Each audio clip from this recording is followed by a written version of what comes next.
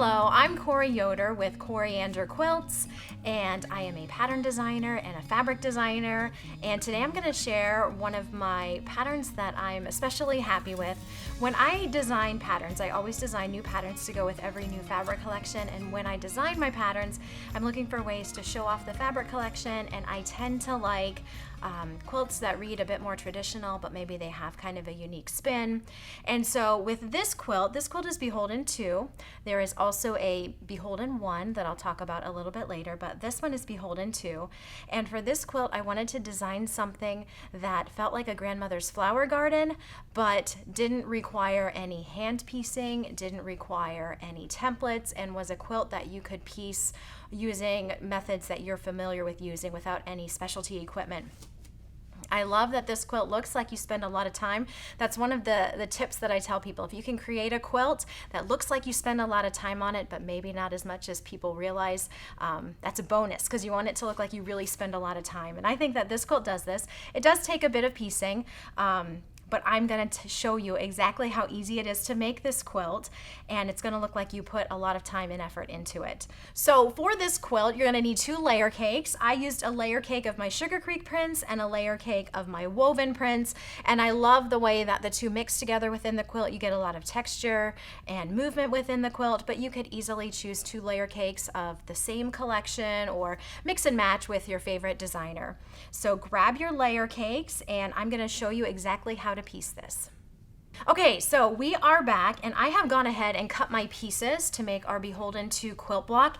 Now you're going to notice that some of these pieces seem a little bit small. If that is intimidating to you, the first Beholden quilt that I designed has larger 12-inch blocks. So those pieces are going to be about twice the size of these little guys. If that feels more manageable to you, be sure to check out Beholden 1.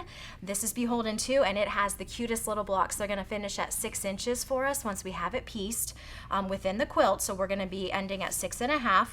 And I have everything cut for just 1 block. The first thing that we're going to do is we're going to take our A squares. I'm marking these with alphabetties, and that's a tool that I like to use pretty often.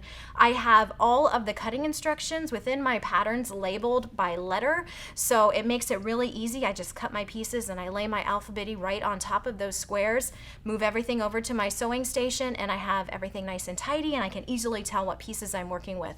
So as you're following down through the pattern, I have gone ahead and cut pieces A through G, and that's what we're going to be working with to complete 1 block.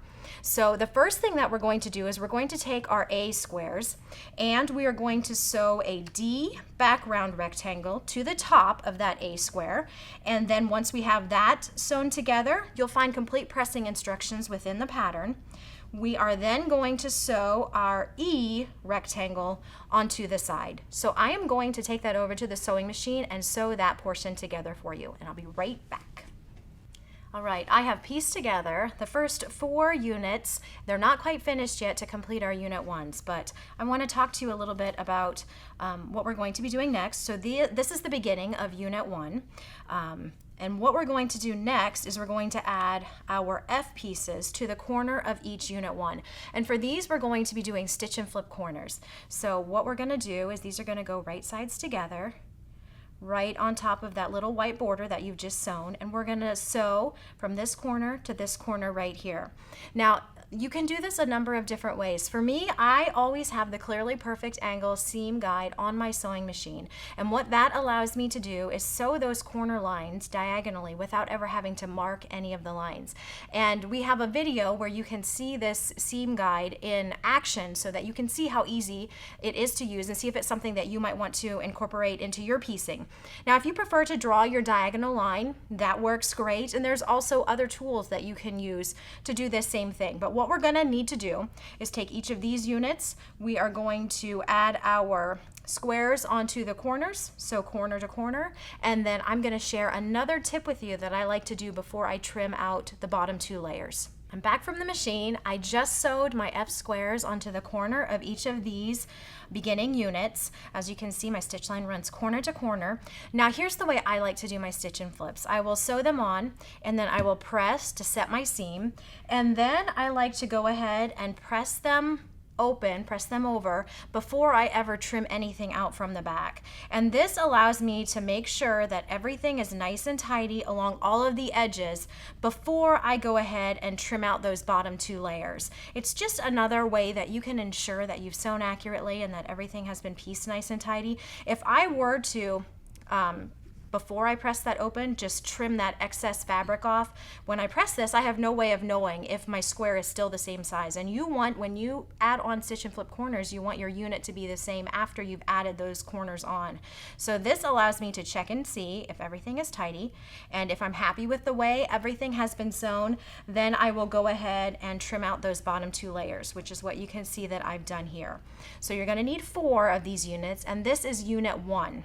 And you'll need 4 of them to complete one of the Beholden 2 blocks.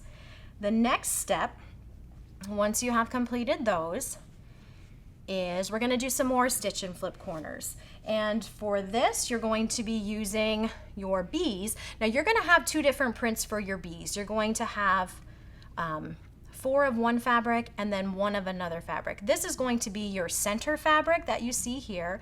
And then the other prints here are going to be out around the perimeter of your Beholden 2 block. So what we're going to do, we're going to be working with the ones that are running outside the perimeter of the block, and you're going to need 4 of those. And then for each square of those, you need 2 of these little G squares. So what we're going to do is these get stitch and flips. I'm going to lay these on here and talk about what I'm going to do next. These little G squares go on 2 corners.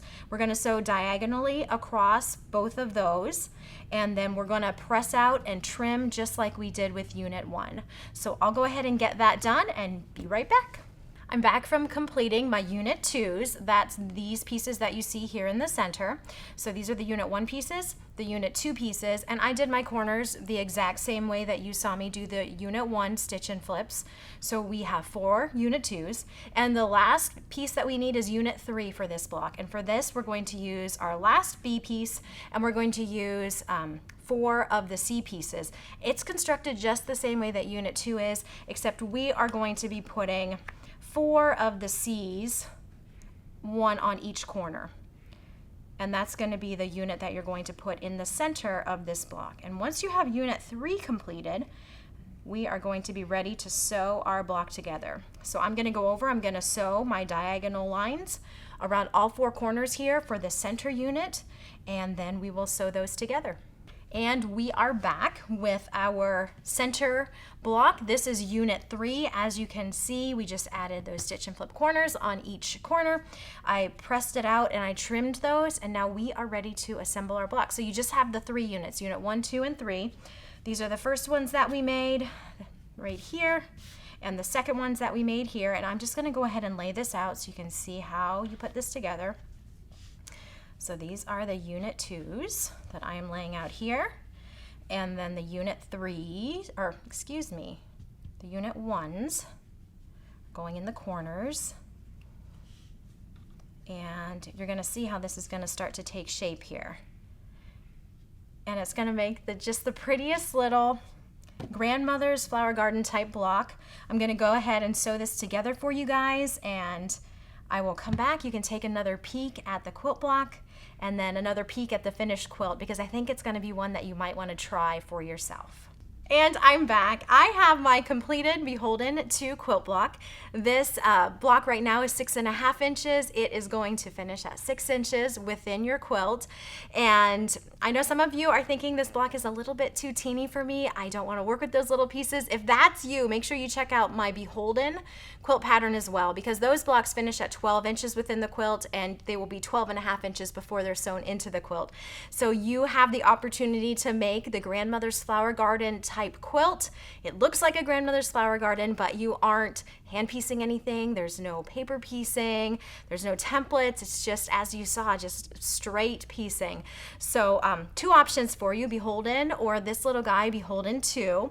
And then you can see the larger quilt right here, and when we go to piece these into our quilt, you're going to see that you don't have to line anything up as you're piecing it in. There's sashing in between everything, so you don't have to worry about matching points. Once you have the blocks done, the quilt comes together fairly quickly. And it's just a really fun one. So I encourage all of you to check it out, Beholden or Beholden 2, whichever is your fancy. And I thank you so much for joining me.